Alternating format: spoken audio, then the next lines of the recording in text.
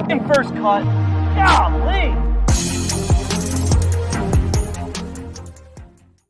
Ladies and gentlemen, boys and girls, welcome to the First Cut podcast. This is your round one recap of the highly anticipated 3M Open there in Blaine, Minnesota. I'm your host. I'm your analyst. I'm whoever you want to be tonight, Patrick McDonald. We're going full on Steven Glansberg mode. If you don't get the reference, look it up.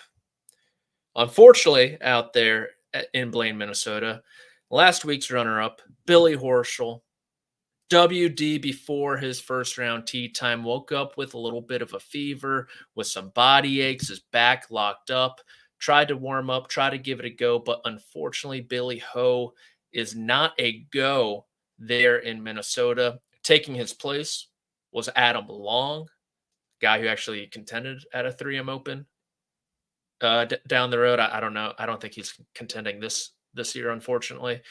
So no Billy Ho this week. Kind of in, I think he's 25th in the FedEx Cup, so still in a good spot to potentially qualify for the Tour Championship. I would assume he'll play the Wyndham Championship in a couple weeks. That's always been a comfortable Billy Ho spot, but we'll just have to wait and see. As for those who did play today, who had Jacob Bridgeman as your first round leader? Potentially. There's still some guys out on the golf course. Joe Highsmith, Hayden Springer, Andrew Novak, all putting together good rounds in the afternoon wave. But Jacob Bridgeman, I'm not a Bridgeman, I'm a bridge man, had the low round of the morning wave, 8 under 63, 9 birdies, 5 out of his last 7, including a hole out from the bunker there on the par 3 17th. PGA Tour rookie, kind of got everything out of his round, it seemed. Played the par 3s and 3 under. That's really good. Played the par 5s and 3 under. While there's only 3 of them there at TPC Twin Cities, that's pretty good. Made a putt from 37 feet there on number 8, a 22-footer on number 13 as well. And this is a guy who needed a good start. Came in 3 straight missed cuts on the resume, including last week at the Barracuda. Ooh, Barracuda. Said it was the lowest of his professional career, the lowest point of his professional career. Cited he is very blessed, very privileged, that he hasn't had too many lows, won a lot in college at Clemson, won on the Korn Ferry Tour, got his card immediately, and just really down in the dumps. Comes out today, fires that 63. Came into the week, 135 in the FedEx Cup, PGA Tour rookie, as I mentioned. And it should be noted, the 125 cutoff is not at the Wyndham Championship like we typically see. Those guys transition into the FedEx Cup fall, where they will be duking out for their status, but a good result, a top 10 finish perhaps, does not have one on his PGA Tour resume to date, would go a long way for a rookie like Bridgman. Pretty much what you would expect. Made a lot of putts, holed a short game, that shot from the bunker, actually drove it quite well also, but the iron play will probably need to improve moving forward if this guy has some staying power. I will say my favorite bridge, Josh, I don't know if you want to chime in here. My favorite bridge is probably the Ravenel here in Charleston. My least favorite bridge, the Bay Bridge. Probably one of the worst in America, I would say. I don't think that's a hot take. I think that's pretty sound. Next on the list, kind of a bubble boy, if you're looking at the game within the game. Josh, he's going with the M Bridge in his hometown of Memphis. Wow. Shout out to the Peabody Hotel and those Ducks. Another bubble boy, game within the game bubble boy, Mackenzie Hughes, 7 under, 64, bogey free, one behind the Bridgeman. And Hughes, it was typical Hughes fashion. Vintage Mackenzie Hughes. Doesn't hit the ball very great. Doesn't hit a ton of fairways. Josh with the stat nugget, CBS research team, a.k.a. Josh, 187 feet of putts. 7 of those putts came from outside 10 feet. He gained nearly 6 strokes on the field, more than 6 strokes on the field, with more than 5 of those coming on the greens. And I call Mackenzie Hughes a bubble boy because he is number 50 right now. He is a perpetual 50 to 60 type guy on the PGA Tour, it seems. Last year, he was among the top finishers in the FedEx Cup Fall. But hey, if he puts together a nice finish this week, puts together maybe a nice finish in the in the FedEx St. Jude, guess what? Mackenzie Hughes can have his fall to himself. He won't have to play at the RSM Classic. No offense to Seattle and Georgia. I love you people. He won't have to play at the Sanderson Farms Championship where he has won before. So it's a big deal for these guys. And another added layer to this, little game within the game, is the President's Cup. How can we forget about that? Mackenzie Hughes rocking the red, white, and red of the international team. He is currently 16th in the President's Cup standings, behind a couple Canadians, Corey Connors and Nick Taylor, who are over in Paris this upcoming week for the Olympics. And then you add in a couple other guys, an Adam Hadwin, a Taylor Pendrith, who played well today, and Adam Svensson. And it's getting crowded for Mike Weir and some of those Canadians who want to be on that team in Montreal. I will say this, Mackenzie Hughes has kind of been a first-round bandit as of late. 65 at the Travelers in round one, 66 at the Scottish Open in round one, 69 to open the Open last week at Royal Troon, and a 64 today there at TPC. Twin Cities. One worse than Mr. Hughes is a Mr. Rodgers of the Patrick variety. Shout out to him. Of course, seemed like that early wave really got the best of the conditions. Wind kind of picked up, course kind of firmed up. Rodgers also off in that early wave. He shoots a 6 under 65, gets him right into the mix. And it felt like this was probably the highest score he could have carded today. He got off to a great start, 5 under through 9. We saw this kind of a decent amount today where guys who started on the back 9 got off to a really hot start, and then the front played a little bit more difficult. Rodgers found that out the hard way. 5 under on the front, including birdies on 15, 16, 17, and 18. He tacked on another on number 1 to count it 5, 1, 2, 3, 4, 5. Count them in a row. Another there on number 3. And he even gets as far as 8 under par with a birdie on number 6, if my math is correct, on the front 9. But unfortunately for Mr. Rodgers, couple late bogeys drops him back to 6 under. And if you want to call Mackenzie Hughes the bubble boy, well, Mr. Rodgers is bubble adjacent. Number 51 coming into the week. Current standings project him, I believe, inside the top 40. So this would be a huge week for Patrick Rodgers, who kind of like Mackenzie Hughes, perpetual 50 to 70 guy, it seems. Hasn't won on the PGA Tour, was a Lottie College player, great amateur, all that jazz, but that was like over a decade ago. So can P. Raj finally get his first win?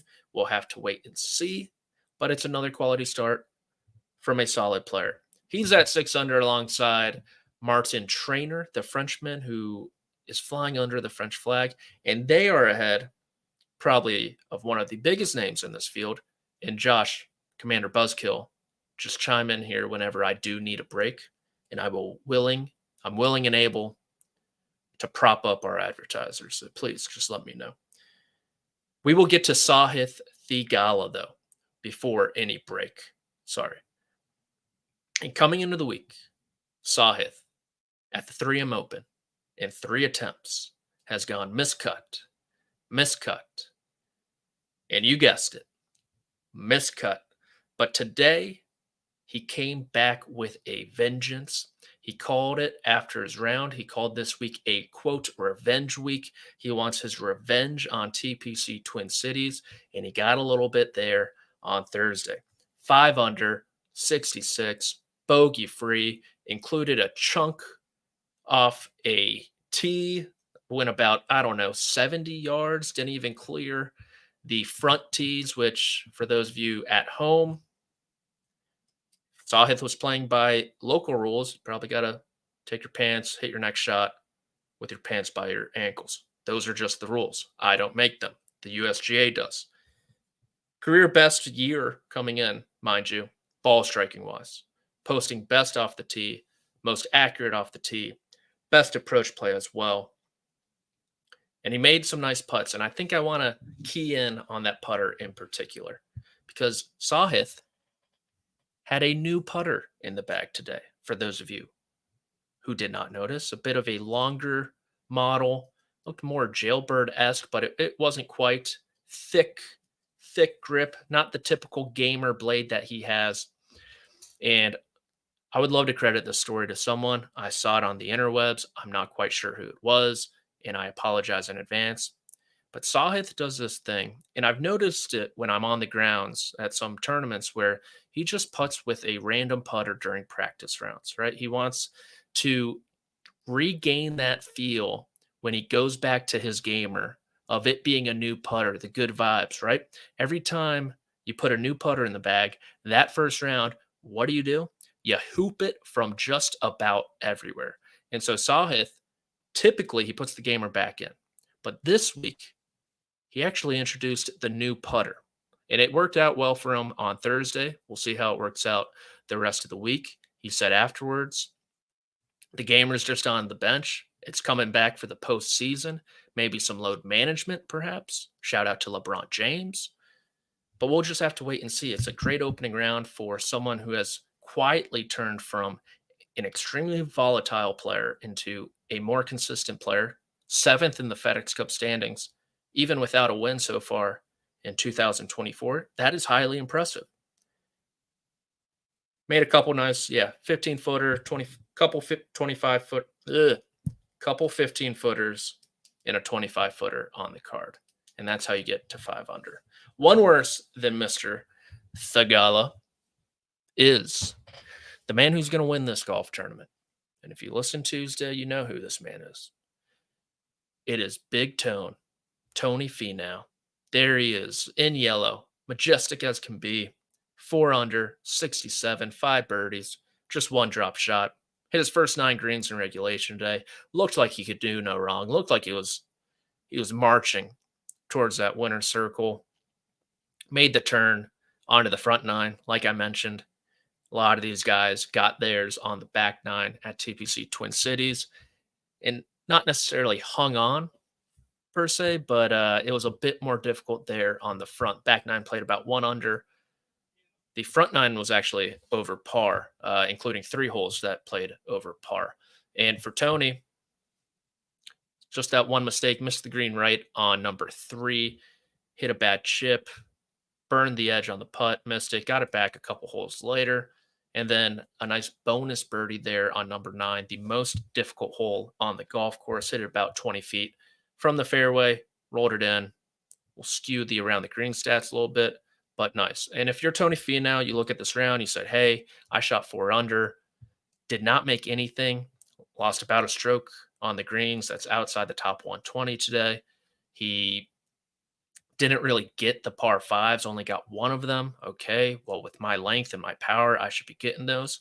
You got to really like where you're standing. Only 4 back, playing some great golf. You throw out the 5-6 hours of the second round that was the Open when you went from 71 on Thursday in the mix and contention, 81 on Friday, packing your bags, fighting CrowdStrike in the airport crowds, trying to get back to Blaine, Minnesota. Life comes at you fast. You got to really like where you are.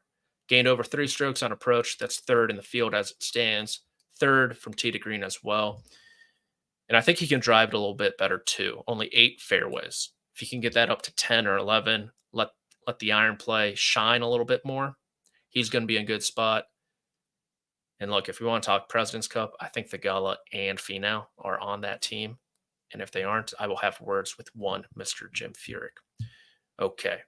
We have a couple more players to get to, some notables, some guys in the afternoon wave who are trying to make a charge up the leaderboard. But first, hat tip to producer Josh, a word from one of our sponsors.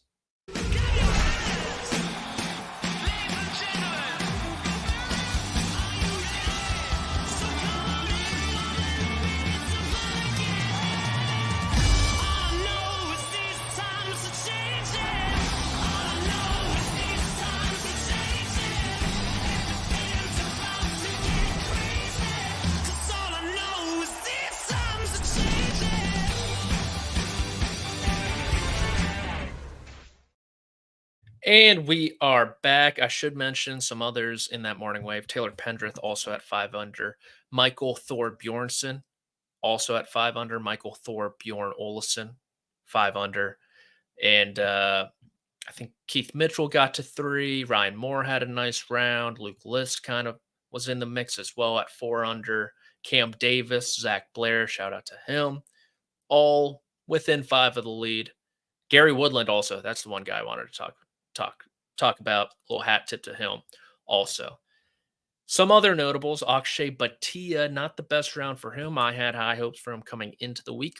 1 under 70. It was a very, very, very, if I'm allowed to say that, poor driving day from Akshay Bhatia, which typically we have not seen out of him thus far. He lost more than 3.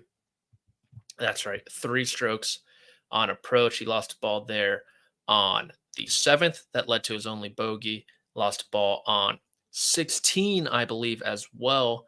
Made a nice putt from 15-ish feet, I believe, to save par there. A couple other really nice par saves as well. Gained over 2.5 strokes on the green. But the putting, my gosh, probably, I don't have the statistics in front of me, the worst driving day of his year.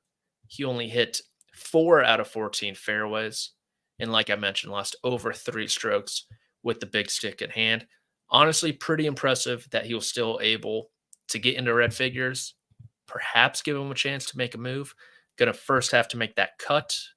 But yeah, not a great day from Akshay Bhatia, unfortunately. Actually, fortunately, if you turn it around, I believe Greg has him in 1 and done. So, oops, stinks for him. Other notables. Luke Clanton, the amateur. Oh, Josh also has Akshay Bhatia in 1 and done. You really hate to see that. Luke Clanton shoots even par. Got off to a really nice start also, which is somewhat disappointing that he wasn't able to really bring it home. Birdied 3 in a row, 4, 5, and 6 to get to 3 under early. Then he hit a bad approach into 9. Like I said, the hardest hole on the golf course, water on the front right part of that green. Hits it in the water, and the wheels kind of fell off from there. Played the easy back 9 and 1 over. Comes in at even. Similar to Akshay, the driver was off. He's obviously super long, but only hit 4 fairways. Got to be a little bit better than that around here. Another notable, Nick Dunlap, last week's winner. Pretty forgettable, even par, 71 as well. 3 birdies, a bogey, and a double. Hit 1 in the water on 14, I believe from the fairway bunker, if my memory serves me correct.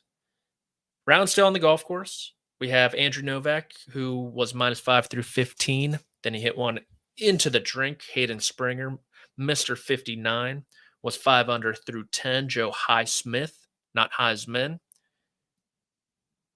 or Theisman. Thigh-man. Excuse me, pardon my French. 5 under, or I think it was 4 under through 8, heading to the 18th. Sam Burns also trying his best to get back into this tournament. He's an interesting cat. Even par. Got off to a really bad start. Well, he made birdie on 1. Then he bogeyed 2. Then he made birdie on 6. Then he made a snowman on 7 to jump to 3 over. He's battled back on this back 9. Birdies on 12, 14, 15. You got to think he gets 18 as well to get into red figures. But Burns is a guy, 13th in the President's Cup. It looked on that front 9 that he kind of hurt his wrist a little bit, not putting too much into it. And he kind of fell into major championship contention also. You get the easy split at the Open. Then on Saturday, guess what? You get the easy wave there. You wake up Sunday, holy crap, I'm in the penultimate game, as they call it at the Open. Only 1 back, and I shoot an 80. So could take a lot of energy out of him that Sunday. Certainly took a lot of steps and strokes. And it's cool to see him battle back. Show a little grit, that Louisiana grit. I think that's all. I mean, I could do 20 more minutes on Joe Highsmith, but I don't think we have time. So, Josh, do you have the betting odds ready? I don't even know if they're, how you say, relevant. Yes, with people on the golf course still, but we'll give it our best shot. Okay, I got to put my glasses on. I cannot see. You use dark mode? Am I crazy for using light mode on everything? I think dark mode is the crazier thing. Okay, well now I can only see one guy. All right, we have Tony Finau 8-1, Mackenzie Hughes 9-1, Sahith Theegala 11-1, Andrew, don't call me BJ Novak at 11-1, Patrick Mr. Rodgers 14-1, Jacob, I'm not a Bridgeman, I'm a bridge man at 16-1, Taylor Pendrith at 18-1, and there's no way Kurt Kitayama is 16-1. That has to be a typo. Maybe he is. Maybe he is. He's got to 4 under somehow. That is nice to see. Maybe Kurt Kitayama's at 16-1. I don't like how it's out of order. Michael Thor Bjorn Olsen, Michael Thor Bjornson, 22-1, and we'll stop there. At the beginning of the week, I said Tony Finau to win, and at this juncture in the week, I believe Tony Finau is going to win. 8-1, I get it. You have to be a complete idiot to bet on Tony Finau. 8-1 to win a golf tournament with 54 holes to go. So who would I pick? I don't mind Kitayama. I liked him coming into the week. You're going to see a common theme here. A lot of guys who I like coming into the week. What's Austin Eckroat at? 1 under. What's Gary Woodland at? 50? Yeah, why not? Get a little Gary Woodland in the mix at 50-1. I think that could be fun. If you want to take someone who got off in the afternoon wave today, quick transition tomorrow, who's hitting the ball well currently, Adam Svensson. A lot around the green today, actually. I don't love that. Ooh, maybe here's a name for you, Josh. Emiliano Grillo at 50. Yep. I like that. That is my official pick. Thursday night pick is Emiliano Grillo. 50-1. I love that. It still has some holes left, including the par 5. Grab it while you can, people. It's hot off the press. And that'll do it. Thank you for bearing with me. Thank you for joining me on this Thursday.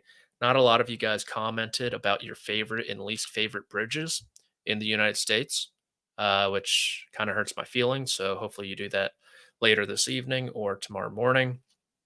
And I really got to work on my sign-offs on these podcasts. I don't have a great one. So this was the First Cut podcast, your round 1 3M Open recap. I was Patrick McDonald. Thank you to producer Josh. I forgot last time when I hosted. Haven't heard the end of it.